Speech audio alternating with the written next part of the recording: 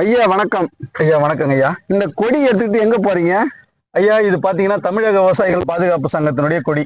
சரி. வந்து பாத்தீங்கன்னா நம்மளுடைய நிறுவன தலைவர் மாநில நிறுவன தலைவர் ஈசன் முருகசாமி ஐயா விழுப்புரம் மாவட்டத்துக்கு வருகை தந்திருக்கிறாரு. 3 நாள் நிகழ்வாக நம்மளுடைய மரக்காண ஒன்றியத்தில் நேற்று ஒரு 14 ஊராட்சிகளில கொடி மற்றும் பதாகை திறந்தோம். இப்ப வந்து பாத்தீங்கன்னா மயிலம் ஒன்றியத்துல இன்று இதுவரையும் 6 கொடிகளை ஏற்றி பதாகை திறந்து வைத்தாரு. இப்ப ரெட்டனை கிளையில வந்து கொடி மற்றும் பதாகை திறப்பதற்காக சென்று கொண்டிருக்கிறோம். இந்த செல்லும் வழியில பாத்தீங்கன்னா நம்மளுடைய நீங்க பாத்துட்டு வந்திருப்பீங்க 200க்கும் மேற்பட்ட வாகனங்கள்ல நம்முடைய சங்கத்துடைய கொடியை ஏந்தி விவசாயிகள் எல்லாம் அணிவகுக்கிறதுக்காக நிறுவனருக்காக வெயிட் பண்ணிட்டு இருக்காங்க. அந்த இடத்துலதான் நீங்க வந்து இந்த விசாரணை எடுத்துட்டு இருக்கீங்க. அந்த தகவலை கொடுக்குறோம். நாளைக்கு பாத்தீங்கன்னா ஒலக்கூர் ஒன்றியத்துல கிட்டத்தட்ட 15 பதாகைகள் மற்றும் கொடி ஏற்றுவதற்கு நிறுவனர் வருகிறார். நம்ம விவசாயிகள் எல்லாம் ஒன்றிணைக்கிறதுக்காக தான் வந்த சங்கமாக இது ஜாதி மதம் இனமற்ற ஒரு சங்கமாக செயல்பட்டு கொண்டிருக்கிறது. எந்த கட்சி சார்பற்ற சங்கமாக இருக்குதுங்க ஐயா. விவசாயிகள் எல்லாம் உங்களுக்கு ஒத்துழைப்பு கொடுக்குறாங்களா? ஆமாங்க ஐயா. எல்லா கிராமத்திலையும் பார்த்தோன்னா ஊர் முழுக்க விவசாயிகள் தான் விவசாயம் தான் பண்ணிட்டு இருக்காங்க. அவங்களுக்கு இவ்வளவு நாளா வந்து சங்கம் இல்லை, அது அரசியல் கட்சி தான் அந்த ஊருக்கு போச்சு. அதனால அரசியல் கட்சியில இருந்தாங்க. இன்றைக்கு படிப்படியாக நாங்க பாத்தீங்கன்னா 1 ஆண்டுகளாக விழுப்புரம் மாவட்டத்துல பயணிச்சுட்டு வரோம்.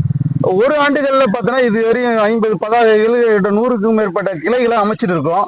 இது படிப்படியா இன்னும் ஒரு 6 மாத காலங்களில் பார்த்தீங்கன்னா விழுப்புரம் மாவட்டம் அனைத்து 700 பஞ்சாயத்துகள்லையும் நம்முடைய தமிழக விவசாயிகள் பாதுகாப்பு சங்கம் இருக்கும். ஏன்னா விவசாயிகள் இல்லாத கிராமமும் இல்லை, மாநிலம் இல்லை, நாடும் இல்லைங்க ஐயா. சில பேர் அரசியல் நம்பி பின்னாடி போறாங்க. அவங்களை பத்தி என்ன நினைக்கிறீங்க ஐயா? அரசியல் பத்தி அவங்க போறாங்கன்னா அவங்களுக்கு விழிப்புணர்வு இல்லாம தாங்க ஐயா போறாங்க. அவங்க கிட்ட நம்மளுடைய சங்கத்தினுடைய பொதுக்கூட்டத்துக்கோ செயற்குழு கூட்டத்துக்கோ ஒரு முறை வந்து கலந்துட்டு போயிட்டாங்கன்னா நம்மளுடைய அந்த பேச்சை பார்த்தாங்கன்னா கேட்டாங்கன்னா இது சங்கம் எதுக்காக நோக்கத்துக்காக போகுது வருதுன்றது கேட்டாங்கன்னா நிச்சயமாக அரசியல் இருந்து படிப்படியா வரும். ஒரே நாள்ல விவசாயிகள் நம்ம சங்கத்துக்காக வந்துருவாங்க நம்ம நினைச்சிட முடியாது.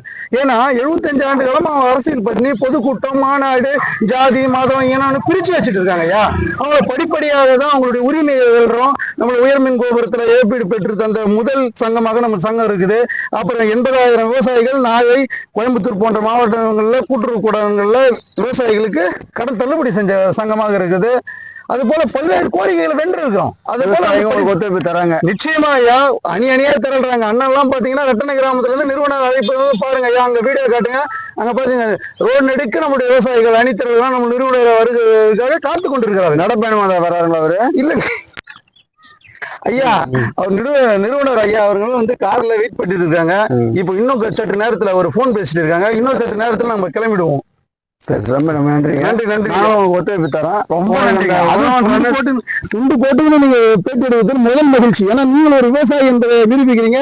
உழவன் முரசுக்கு வெற்றி பெற தமிழக விவசாயிகள் பாதுகாப்பு சங்கத்தின் சார்பாக வாழ்த்துக்களையும் பாராட்டுகளையும் தெரிவித்துக் கொள்கிறோம். தமிழக விவசாயிகள் பாதுகாப்பு சங்கம் இந்த சேனல்ல தமிழக விவசாய பாதுகாப்பு சங்கத்தோட இயக்கக்கூடிய உழவன் ரமேஷ் டிவில போடலாங்களா? கண்டிப்பாங்க ஐயா. உழவன் ரமேஷுங்களா? நீங்க தான் வந்துங்களா? வாங்க வாங்க வாங்க. உங்களுடைய யூடியூப் சேனல் நான் நிறைய பார்த்துக்கிறேன்.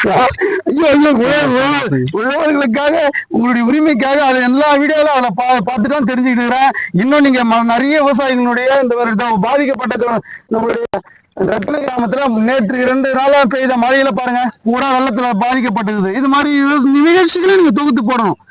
பாத்தீங்களா? இது மாதிரி போயிட்டு எடுக்கும்போது இந்த பாதிக்கப்பட்ட விவசாயிகளுடைய பிரச்சனைகளே எடுத்து போடணும். நல்ல முறையில விளைச்சல் எடுப்பாங்க பாத்தீங்களா? கரும்பு நெல் உளுந்து இது மாதிரி விவசாயிகளையும் நீங்க தொகுத்து போடும்போது பாத்தீங்கன்னா அவங்களுக்கு பல பேர் அதை பார்த்து பயிர் வைக்கிறது உதவியாக இருக்கும். இங்க வந்திருக்கின்ற அனைத்து நிர்வாகிகளுக்கும் விழுப்புரம் மாவட்டத்தின் சார்பாக நன்றியும் பாராட்டுகள். நன்றி. மீண்டும் ஒரு முறை சந்திப்போம். வாழ்த்துக்கள். நன்றி. நல்லது. நன்றி ஐயா.